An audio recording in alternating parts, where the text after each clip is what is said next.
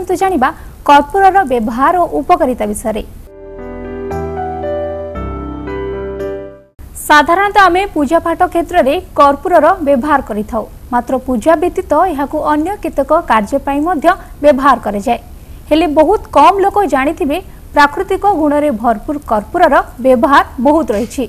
एथिरे antibiotic anti fungal गुण रहिछि जहाँ आम स्वास्थ्य और सौंदर्य पई खूब उपकारी।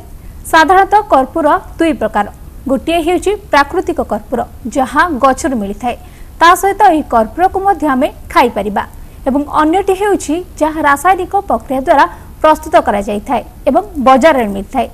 एहा अनेक पोषक तत्व रे भरपूर। तेबे आसंतु जानिबा एहाकु आमे आउ केउ उपाय रे व्यवहार करि परिबा। कर्पूरर उपादान ओ उपकारिता। कर्पूर रे एंटीबायोटिक और एंटी फंगल गुण रहिछि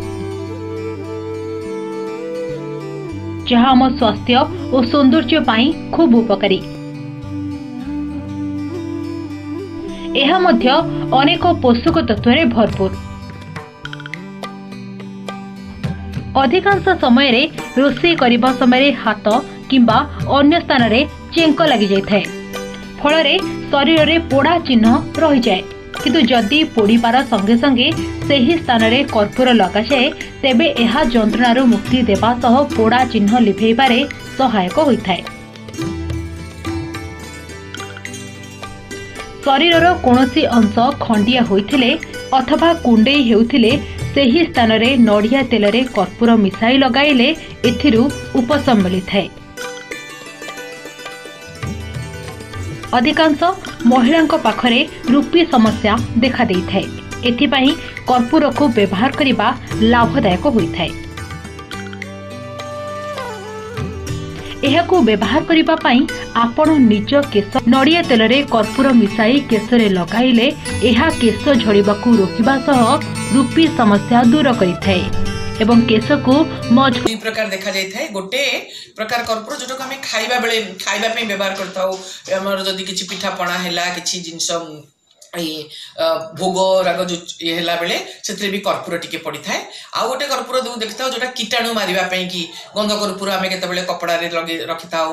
आ गोटे कर्पूर जोटा कि आमे आळती पई कि भी व्यवहार करू, पूजा पूजी रे व्यवहार करू। कर्पूर गोटे हमर आयुर्वेद रे कर्पूर गोटे भारी बढ़िया व्यवहार करा जायछि। विशेष करी कर्पूर जीवाणु नाशक गुणटा बहुत अच्छी, सेति पई कि डायरिया हैला, पतला झाड़ा, अजीर्ण रोग ए सब रे आपण माने आमे देखिछे गोटे कर्पूरारिष्ट तयारी होता है जोटा कि कर्पूर तार होची मूल उपादान। सेथु नेकी कर्पूरारिष्ट तयारी होता है जोटा कि छोट छुआ को दिया जाए, विशेष करी इवन बड़ लोक को दिया जाए। ओटा डायरिया रे गोटे अमोघ औषध भाव में कर्पूर को व्यवहार करा जायछि। एटा गोटे गला। आ गोटे जो कर्पूर आमे व्यवहार करू कीटाणु मारिबा पई कि हमर कपड़ा भितर रखि थाउ जोटा कि कीटाणु मारिया पई एटा गोटे व्यवहार हेताय। आ गोटे कर्पूर भी कर्पूर गोटे बहुत विशेष गुण अछि, ताकू कर्पूरर आळती आमे देई थाउ।